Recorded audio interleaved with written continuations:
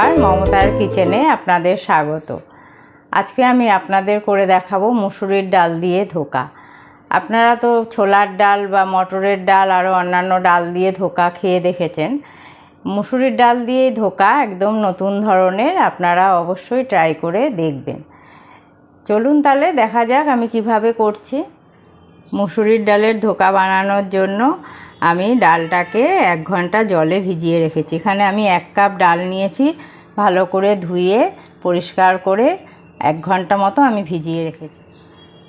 এখন আমি ডালটাকে মিক্সিতে পেস্ট করে নেব।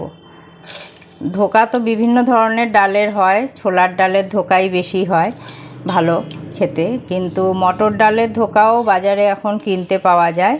আমি আজকে আপনাদের মুসুরির ডালের ধোকা করে দেখাবো। আমি এই জন্য ডালটাকে এখন পেস্ট করে নিচ্ছি। ডালের পেস্টটা যেহেতু আমি কড়াইতে নাড়বো, এই জন্য দিয়ে দিলাম সামান্য একটু জল, একটু নরম থাকবে।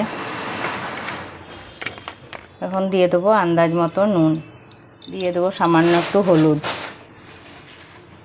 দিয়ে দিলাম সামান্য হিং, দিয়ে দিলাম 1/2 চামচ শুকনো লঙ্কার গুঁড়ো, শেষে দিলাম সামান্য জিরের গুঁড়ো। মিশিয়ে নেব।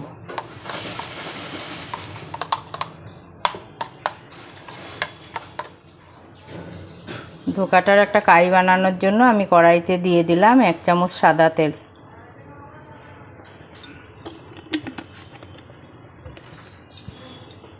তেলটাকে ভালো করে কড়াইতে ঘুরিয়ে নেব। এবার আমি ডালের পেস্টটাকে ঢেলে দেব, ভালো করে নাড়িয়ে নেব।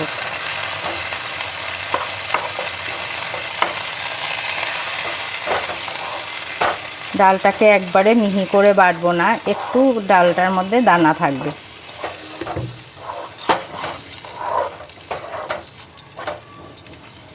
7 থেকে 8 মিনিট আমি এটাকে নাড়িয়ে নেব। নাড়ানোর সময় আমি আঁচটাকে মিডিয়াম টু লো ফ্লেমে রাখবো। 7-8 মিনিট হয়ে গেছে, ডালটার কাই বানানো হয়ে গেছে। এখন আমি নামিয়ে দেব। তেল নিয়ে আমি প্লেটের মধ্যে মাখিয়ে দিচ্ছি, যাতে ধোকাটা তুলতে অসুবিধা না হয়। এখন আমি ডোটা প্লেটের ওপরে দিয়ে দিচ্ছি। এবার ভালো করে হাতের সাহায্যে চেপে চেপে দেব।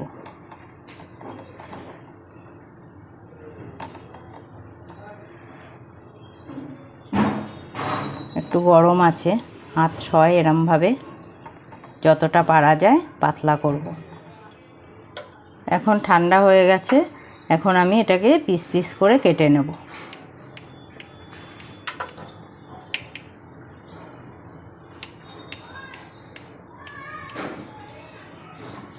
যেরকম শেপ চান দিতে আপনারা দেবেন। আমি এখানে বরফির আকারে কেটে নিলাম। আমার ধোকাগুলো কাটা হয়ে গেছে, এখন ভেজে নেব। ভাজার জন্য কড়াই বসিয়ে দিয়েছি, কড়াইতে তেল দিয়ে দিচ্ছি। আমি সাদা তেলে ভাজবো। তেল গরম হয়ে গেছে, এখন আমি এক এক করে ধোকাগুলো ছেড়ে দিচ্ছি।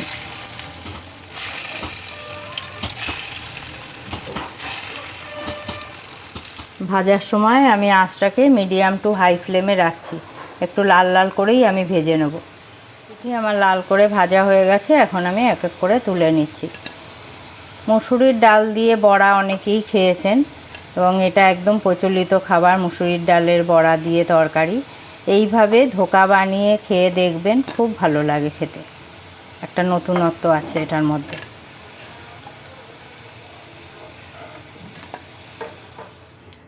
ভাজাটা করার পরে কড়াইতে বেশ খানিকটা তেল ছিল, আমি তেল কমিয়ে নিয়ে এখন আমি ওই তেলেই দিয়ে দেবো ঘি। এখানে 1 চামচ ঘি দিয়ে দিলাম। দিয়ে দিলাম একটা তেজপাতা ফোড়ন, আমি টুকরো করে কেটে নিলাম। দিলাম সাদা জিরে ফোড়ন। এখন দিয়ে দেবো হিং। একটু হালকা নাড়িয়ে নেব। ফোড়নটা ভাজা হয়ে গেছে, এখন আমি দিয়ে দিলাম আদা পেস্ট। আদাটা দিয়ে একটু নাড়িয়ে নেব। আদাটা ভাজা ভাজা হয়ে গেছে, এখন আমি এক এক করে মশলা দিয়ে দেব। প্রথমে দিয়ে দেবো হাফ চামচ হলুদের গুঁড়ো, এরপরে দিলাম 1 চামচ শুকনো লঙ্কার গুঁড়ো, এখন দিয়ে দেবো হাফ চামচ জিরের গুঁড়ো, দিয়ে দেবো হাফ চামচ ধনের গুঁড়ো,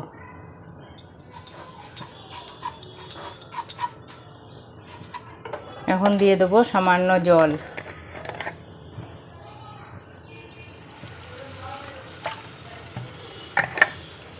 মশলাটাকে 3 থেকে 4 মিনিট কষিয়ে নেব। এখন দিয়ে দেবো আন্দাজ মতো নুন, একদম সামান্য একটু চিনি, একটু ভালো করে নাড়িয়ে নেব। আমার মশলা কষানো হয়ে গেছে, মশলার থেকে তেল বেরিয়ে আসছে। এখন আমি দিয়ে দেবো দই, কেন দই দিয়ে দিচ্ছি। দইটা দিয়ে আর একটুক্ষণ কষিয়ে নেব।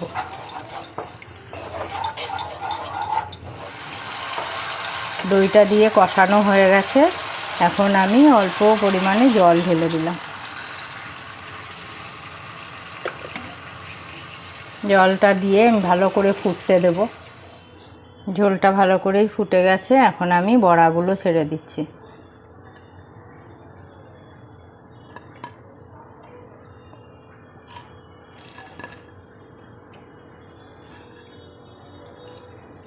বড়াগুলো একটুখানি পাল্টিয়ে দিয়ে দিই। ওপর থেকে আর একটু ঘি দিয়ে আমি নামিয়ে ফেলব। মসুরির ডালের ধোকা আমার তৈরি। ডালের বড়া করে তরকারি তো আমরা অনেকেই খেয়েছি, এইভাবে মসুরির ডালের ধোকা করে খাবেন, অসাধারণ লাগে। আপনারা অবশ্যই ট্রাই করবেন। আমার মসুরির ডালের ধোকা তৈরি, আপনারা এটা অবশ্যই ট্রাই করে দেখবেন আর আমাকে কমেন্টসের মাধ্যমে জানাবেন কেমন লাগলো। আজকে এখানেই শেষ করছি, নেক্সট দেখা হবে অন্য কোনো রেসিপির সাথে। ভালো থাকবেন, সুস্থ থাকবেন।